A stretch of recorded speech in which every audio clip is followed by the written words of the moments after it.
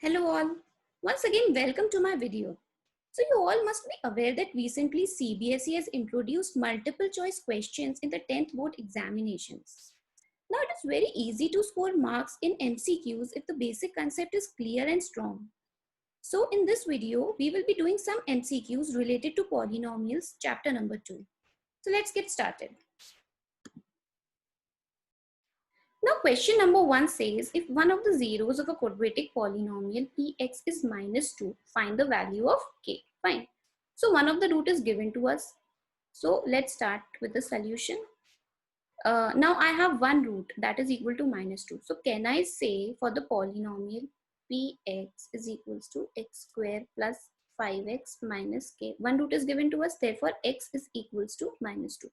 Now I need to find the value of k, right? And minus 2 is the zero of this polynomial. What does it mean? When I input the value of x minus 2 in this particular polynomial, the value would become 0. The value of the polynomial would become 0. Fine. So I'll input the value minus 2 square plus 5 minus 2 minus k. And when I input the value is minus 2, the value of the whole polynomial will be equal to 0. Fine. Let's solve it. So it would be 4 minus 10 minus k is equals to 0, or I can say minus 6 minus k is equals to 0, or finally I can say k is equals to, so I'll take k here, minus 6. Fine. So the correct option would be B. Okay, so let's do second question now. So in the second question, it is given, find a quadratic polynomial whose roots are 3 and minus 4, right? Now, here we need to find the equation of the polynomial where the roots are given as 3 and minus 4. Okay, so let's suppose the one root is alpha, that is 3, and the other is beta, that is equals to minus 4. Now, what we'll do is we'll find the sum of the roots, that is equals to 3 minus 4, that is equals to minus 1, and the product of the roots. Fine. So it would be 3 into minus 4, that is equals to minus 12. Now we know that a quadratic polynomial is equals to what? X square minus sum of the roots or zeros you can say into x plus the product of the roots, right? So this we already have covered in our previous videos, okay? So x square minus, what is the sum of the roots? It is minus 1, right? Minus 1 into x plus the product of the root, that is equals to minus 12. Okay. So it would be x square plus x and minus 12. Fine. So option D is the correct. Let's move on to next question. Now it is given, what is the number of zeros that a quadratic polynomial has? Now, so for this, we need to know what is a quadratic polynomial. See, we have studied different type of polynomial equation. For example, x plus 3 is equals to 6. So this was a linear polynomial. Why? Because the highest degree of the variable here is 1. In case of a quadratic polynomial, what is a quadratic polynomial? An example of a quadratic polynomial could be x square plus 4x minus 6, right? What is the highest degree here? 2, right? And I have explained you earlier that the number of zeros totally depend on the highest degree of the variable, right? If the degree is 2, the number of zeros would be 2, right? If the degree is 3, the number of zeros would be 3. So in this case, it is a quadratic polynomial. So the degree is 2 and therefore the number of zeros would be 2. So option C is the correct. Let's move on to question number 4. So in question number 4, it is saying the zeros of the quadratic polynomial px are both are positive, both are negative, one positive and one negative, or both are equal. Fine. So for this, we need to solve the quadratic polynomial. So let's solve it. X square minus 13x plus 42. We need to find the zeros of the polynomial. So what we need to do is we need to factorize this. So see, I need 42. So I can say 7 5 are 7 6 are 42, right? So x square minus 7x minus 6x plus 42 is equals to 0. Fine. So it would be, I'll take these two terms together and these two terms together. X minus 7 minus 6 x minus 7 is equals to 0. So x minus 6 into x minus 7 is equals to 0. And finally, I can say x is equals to 6 or x is equals to 7, right? Now you can see the nature of the roots here. It is plus 6 and plus 7. Therefore, both the zeros, or you can say both the roots of the polynomial, are positive in nature. Fine. Therefore, option A is the correct. Both are positive. Now in this question, they have asked to find the value of p for which the polynomial px is exactly divisible by x minus 2. So basically x minus 2 is factor of this particular polynomial, right? So if x minus 2 is the factor of polynomial, I can find 1 0 of the polynomial, that is equals to 2. So if I substitute now x is equals to 2 here in this particular polynomial, right? So the polynomial will be equal to 0, right? Therefore, I'll put the value of 2 now. 2 raised to power 3 plus 4, 2 raised to power 2, then minus p into 2 plus 8, and this is equals to 0, right? So it would be 8 plus 4 into 4 minus 2p plus 8 is equals to 0, or 8 plus 16 minus 2p plus 8 is equals to 0. I'll evaluate it. It would be 32 minus 2p is equals to 0, or you can say minus 2p is equals to minus 32. Minus minus will get deducted. Therefore, the value of p would be equal to 16. Fine. So the correct answer option would be option number A. Okay. So I hope this is clear. So let us see this question now. Now in this question, it is given that if the zeros of a quadratic polynomial px are 2 and 3, find the value of a and b. Okay, so a quadratic polynomial is given to us and the values of a and b are unknown. We need to find the values of a and b. But we are given the zeros of the polynomial. That is, we can say x is equals to 2 and x is equals to 3. Okay, what we will do is, since 2 and 3 are the zeros of the quadratic polynomial, we'll input the value of x as 2 and 3 in the polynomial and we'll find the equations. Okay, so let us start. So when x is equals to 2, so we'll input the first value as x is equals to 2. So it would be 2 square plus a plus 1 into 2, right? Plus b is equals to 0. Fine. Since x is equals to 2 is the 0 of the polynomial, we have equated this whole equation is equals to 0. So it would become 4 plus 2a plus 2 plus b is equals to 0. So we'll found 2a plus b plus 6 is equals to 0, or we can say 2a plus b is equals to minus 6. So this is the very first equation that I have found.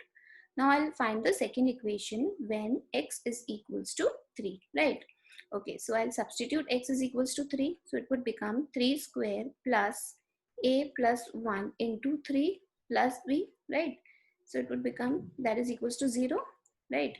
Then 3a plus 3 plus b is equals to 0. So it would be 3a plus b plus 12 is equals to 0, or I can say 3a plus b is equals to minus 12. Now this is the second equation, right? Now I have two equations, right?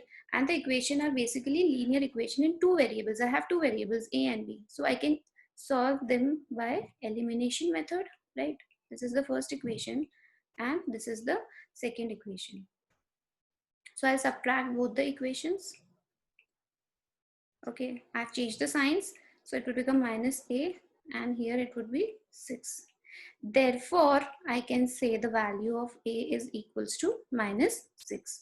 Now I can find the value of b by using any of the above equation. Like I can use equation 1 or I can use equation number 2, it doesn't matter. Okay, so I'm using equation number 1, that is 2a plus b is equals to minus 6. So I'll input the value of a as minus 6 plus b is equals to minus 6. Minus 12 plus b is equals to minus 6 and b is equals to 12 minus 6, that is equals to 6. Fine. So we have found the values of a and b. A is equals to minus 6 and b is equals to 6. Therefore, option A is correct. Fine.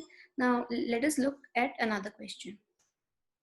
Okay, now in this question, it is given if alpha and beta are the roots of polynomial, find the value of alpha cube beta plus alpha beta cube, right? Okay, so let us start. Now here, it is given that the roots are alpha and beta. So what we will do first is, see, we have this polynomial px is equals to x square minus 2x plus 1.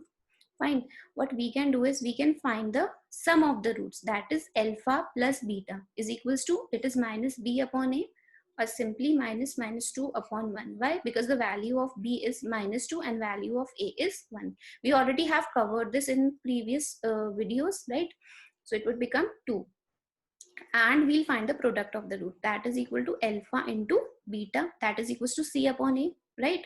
Yes, c is 1 and a is again 1, so it would be 1 upon 1, that is equals to 1. Now I need to find the value of alpha cube beta plus alpha beta cube, right? I don't have the independent value of alpha or beta, so let's evaluate it first. So I can take alpha beta common, so it would be alpha square plus beta square, right? Now again, I don't have the values of alpha square or beta square, right? What I'll do is I'll add and subtract to alpha beta, right? Okay, so now as you can see, this is an identity of a plus b whole square, so I can write it this way. Okay, and the remaining is 2 alpha beta. Okay, great. Now I'll input the values of alpha into beta and alpha plus beta. What is alpha beta? That is equals to 1. So 1. What is alpha plus beta? That is equals to 2. So 2 square minus 2 into what is alpha beta again? 1, right? Okay. So 1, 2 2s are 4 minus 2, and that is equals to 2. So the value of alpha cube beta plus alpha beta cube would be 2. So I hope this is clear to you all. Okay, so let us see this question now. In this question, it is given if x plus 1 is a factor of px, find the value of a. Now in this question, it is given that x plus 1 is already a factor, that is this px is completely divisible by x plus 1. Okay, so from here I can find the value of x, that is x is equals to minus 1. Now if I have the value of x, I can input this value in the polynomial and I can find the value of a, right? So let's do it. So it would be minus 1 whole square minus 3a x minus 1 plus 3a minus 7 is equals to 0. Fine. So it would be minus, then it would be plus 3a plus 3a minus 7 is equals to 0. So 1 plus, okay, I'll evaluate it. So it would be 6a minus 6 is equals to 0. Or I can say 6a is equals to 6. Or therefore, the value of a is equals to 1. Therefore, option C is the correct option. Okay.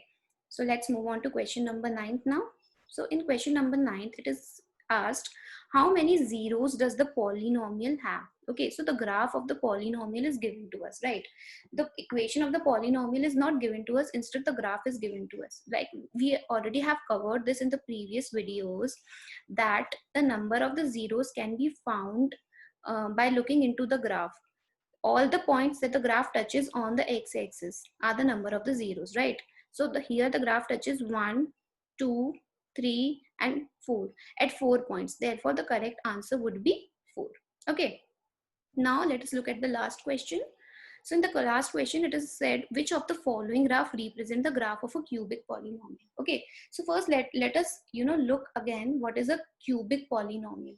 We have learned a linear polynomial, that is a polynomial having the highest degree as 1 is a linear polynomial, right? The polynomial with highest degree 2 is a quadratic polynomial. Now the polynomial with the highest degree of 3 is a cubic polynomial. Now let's suppose I have a cubic polynomial, let's say x cube minus x square plus 2x plus 1, right? So here, how many zeros would I have? See, the highest degree, the number of zeros is dependent on the highest degree, right? The highest degree is 3. So the number of zeros would be 3. Now we need to check in which of the graph the number of zeros are 3, right? So if we check in the graph A, so we have only 1 0. In graph B, we have 2 zeros. In graph C, we have 1, 2, 3 and 4 zeros. In graph D, we have 1, 2 and 3 zeros, right? So therefore, this graph, D graph, will represent the graph of a cubic polynomial. So I hope that all these questions are clear to you. And in this video, I have tried to cover every type of possible MCQ that can be asked from this portion. So hope all the questions are clear, and if you have any difficulty, you can post in the comment section below. If you like my videos, kindly like and subscribe my channel and also forward it to your friends. So happy studying everyone. I will be back soon with another video. Thank you.